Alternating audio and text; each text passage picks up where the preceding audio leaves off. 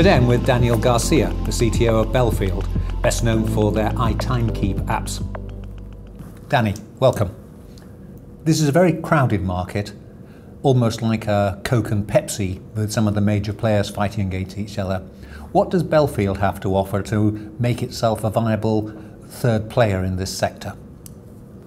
Well, I think the main difference is that between us and all those players is that we did recognize early on that mobility is changing the world, and you cannot treat mobility in the way you have traditionally treated software and the way these other companies treat software. So that's why we are different. We don't provide just the app, we provide the app as a service. Mm-hmm. We support iTimekeep. Your users can call us 24/7. Everything runs on our end. It doesn't put the law firm on the hook to provide the service component. We do that for you. Right. You just turn on the switch and you're done. So it's a cloud-based service? Correct. It's software as a service, but the front end is an app. So we call it an app as a service. So what platforms does Bellefield now support? I know you started with Apple, but where else do you now go? Exactly, and that's what we do, and that's what the law firm is ill-prepared to do, to support those myriads of devices and environments. We do support the iPhone, the iPad natively. We do support Android devices. We also have a universal app written in HTML5 that would support any other device that is not one of the main ones, right? So you could use it in a Kindle. You could use it on if you still have a BlackBerry, you can still use it on the BlackBerry, although not for long. Yes. And we actually recently released a desktop component. It really acknowledges that attorneys still do some fair amount of work on the desktop, and we want to be there whenever and wherever they need us.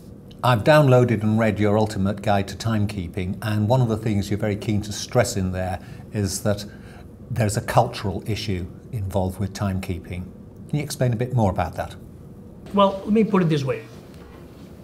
It is true that traditionally attorneys have not had the technology required to become contemporaneous. Mm-hmm. So there has been a lot of technological barriers just because of the way they do the work. They work on weekends, they work off business hours, they work pretty much 24/7. So until a few years ago, they didn't have that piece of technology that they needed with them all the time to support contemporaneous time entry. So even if you wanted to, you couldn't become a contemporaneous timekeeper. Yeah. Right? Now, something happened in the past few years. The iPhone was invented, and now the technical barrier, as a threshold matter, now we do have these apps with us all the time. So what other vendors have not recognized is that the problem, the obstacle to reaching contemporaneous timekeeping, which everybody understands is the best way of doing timekeeping, right? The technical barrier is gone, but now you have to deal with a human problem. Now it's how you get them to use it and to do it contemporaneously, which is what everybody would wish. If you had a magic wand, that's what you would choose, contemporaneous timekeeping. Steve Jobs said it very well. He said, simplicity is difficult. You need to peel the onion. You need to keep peeling it until you reach the core, the essence of what you're trying to achieve. And that's what we try to do at iTimekeep. Every new release, I always ask, what are we taking away? Yeah. What are we removing? Do we have more buttons or less buttons than the prior version? And it's like a personal challenge of me to always try to eliminate stuff from the app. That's an interesting perspective, because very often the next version is more complicated, and I've spoken to people and they said, well, what we want from the next version is the same as this version, not more complexity. All right. You know why that happens? Well, I'm going to let you in. Yep. Tell me about it.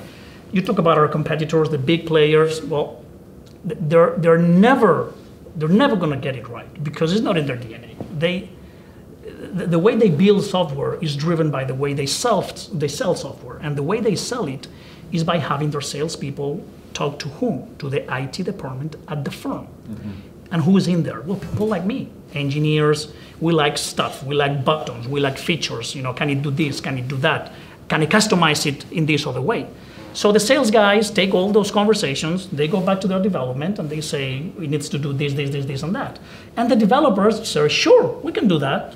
We'll put a few more buttons, right? And then they add more complexity to the app. They go back to the firm, oh yeah, that's good now, but can it also do this other thing? And in all that back and forth, can you believe that no one ever stops and actually asks the attorney what they want? The attorney doesn't want an app with 20 buttons. They want an app with one button, maybe two, right? Yes. That's all they want. So they are never going to get it right. They would have to fire all their salespeople or retrain them, fire all their developers or retrain them to be not feature-based, but customer-based. In your guide, you talk about time leakage and time velocity. Well, what is time velocity? Velocity is basically how quickly your time card, a time card which is basically a reflection of the activity you perform, how quickly your time card appears in the system, right, after performing the activity. So if I have a half an hour meeting today, right now, and if I enter that record immediately after the meeting is over and I spend 30 seconds doing that, that's a very fast velocity. That's great. So does billing through reconstructive time recording methods, does that lead to firms recording more information than they need to and possibly padding out their bills? Exactly.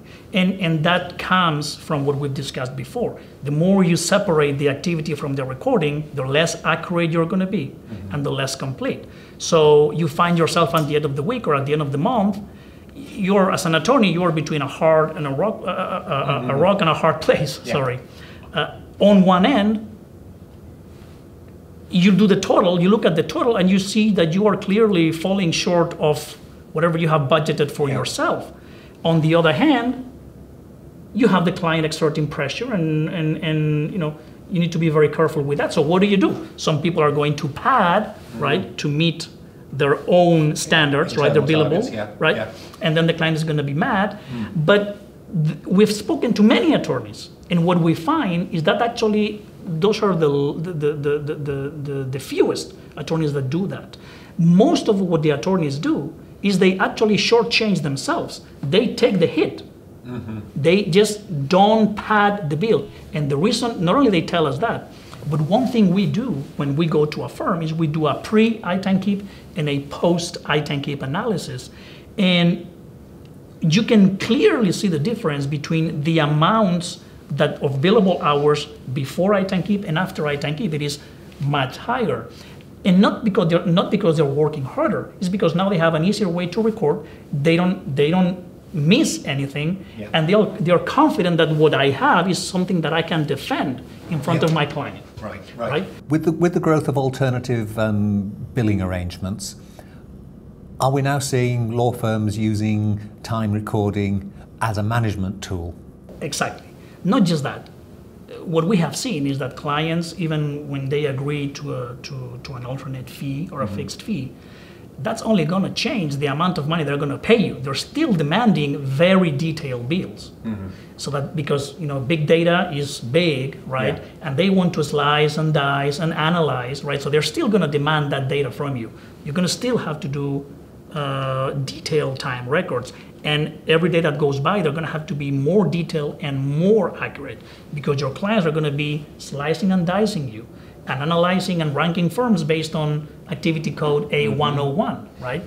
So it's going to be even more important than ever, even with the AFAs, to have accurate records because the client is going to demand it. But also, like you said, is very important.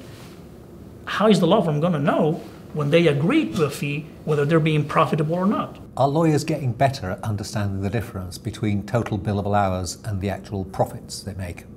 I think they are. It's going to take a while, but the only way you can make them aware of that, obviously you know what you know, and you don't know what you don't know.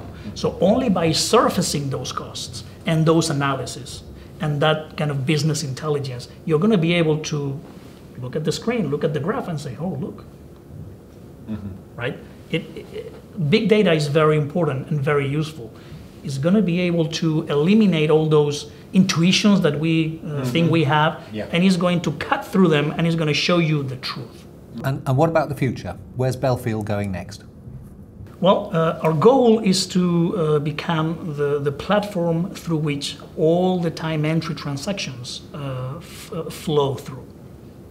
And in order to achieve that, we have opened several fronts.